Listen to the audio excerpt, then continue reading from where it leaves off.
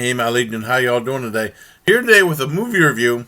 And a few days back, my sister called me up, right?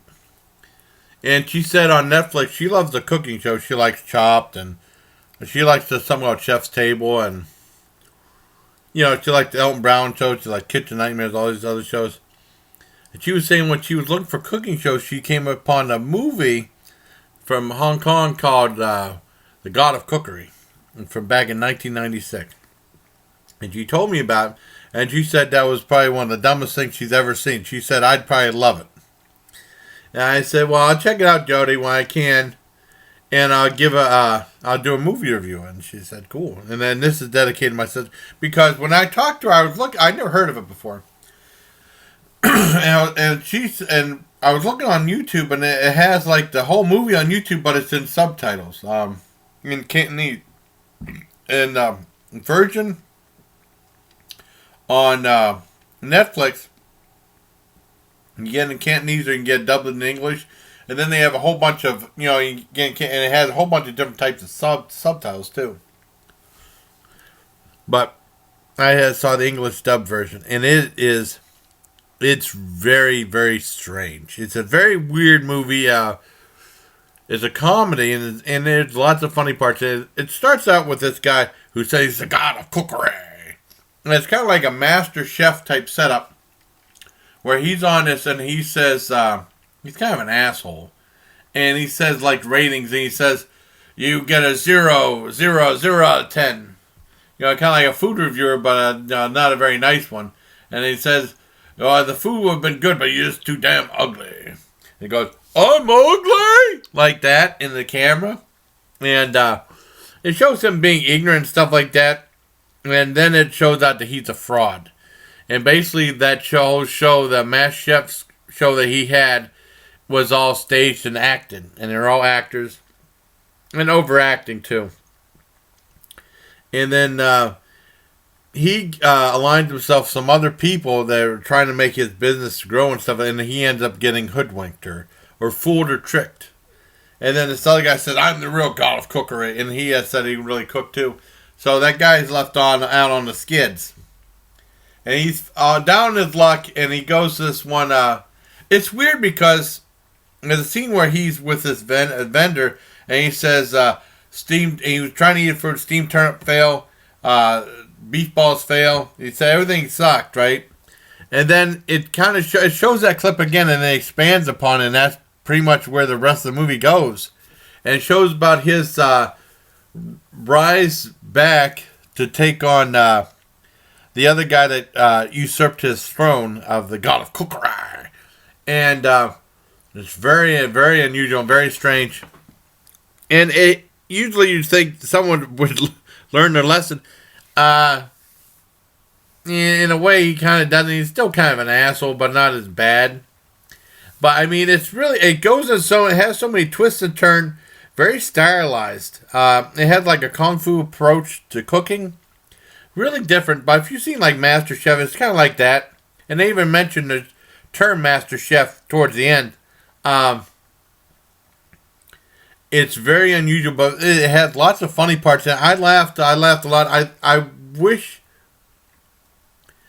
Dad could have checked it out. He probably would have shaken his head saying, oh, it's so goddamn stupid. But he probably would have laughed some, and then he would have said some parts where it goes in some really bizarre directions. He'd say, what the hell? What the hell is this?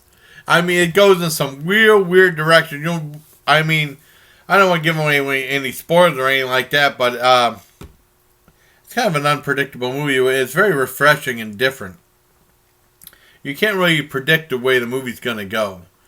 You think the guy's going to learn any lessons. Well, he doesn't really learn any lessons. Well, kind of. It's a very strange film, but very entertaining one. And it has some really good reviews on IMDb and on that Rotten Tomatoes and stuff like that. Yeah, I really enjoyed the movie. Joey said I'd love it because it's stupid, but I actually really liked it because I've seen some really stupid movies. And this is actually very entertaining and a lot of fun. And it's a comedy, too. And you'll laugh at its real goofiness. It has really stylized stuff, really completely unusual and out of the box. I'd have to give God of Cookery a 9 out of 10. I really enjoyed it. So there you go, Jody. It's my review of God of Cookery.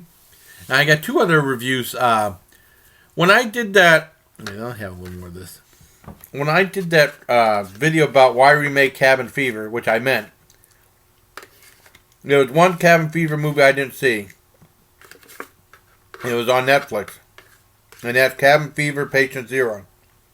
So I watched that. And I watched some of it during the weekend. I finished watching it earlier today before God of Cookery.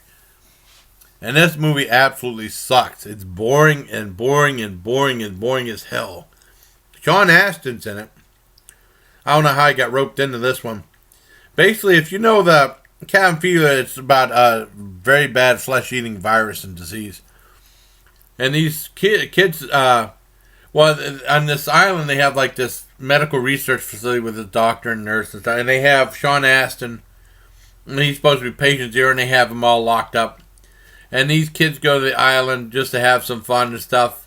But they don't know about the hospital. And then they run afoul of the virus eventually. Through lots of... I mean, we already know what it is. It's not like anything new or anything like what it's a virus. I wish it would get right to the chase and get to that. But no, it takes this long ass time.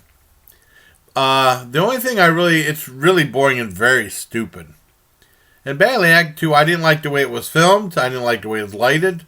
The only thing I liked about it was, Sean Astin was doing that song Three Blind Mice, and then the lady made a comment. Then he actually said what the real meaning of this the rhyme was. So I thought that was interesting. Only like a few seconds.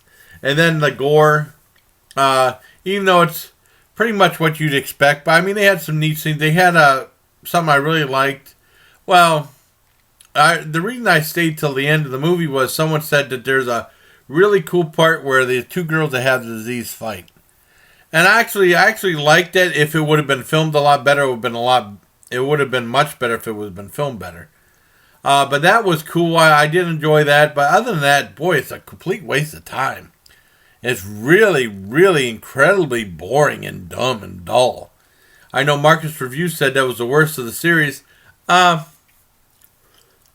Yeah, I mean, because, the remake of Cabin Fever was pretty bad too, but I mean, at least, it's supposed to be pretty much just the same movie. It's,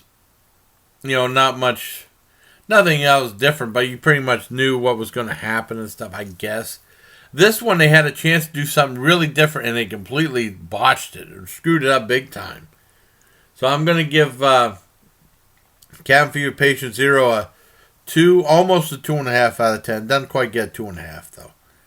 And then the other video, it was another show on Netflix I saw last week called Australia's Deadliest Sea Creatures, and it has like a photo of a shark on there, and it talks about sharks. It banks on sharks, but sharks aren't the main thing in the movie. Sharks, the blue spotted octopus, jellyfish, sea snake, the moray eel with the stingrays with the stingers into their tails. And it talks about how people befell these and like what happened to these people became. It's mostly based for educational purposes, because the guy said that he wasn't making it was like a nature thing released in 2006 or something like that. And he said he wasn't making the movie to scare people. He was making a movie to inform and tell you what to try to avoid in Australia. Because Australia has like the highest count of poisonous creatures out there. Because I got a really cool movie called, I think it was called Australia Deadly Down Under, which was something like this, but except stuff on land.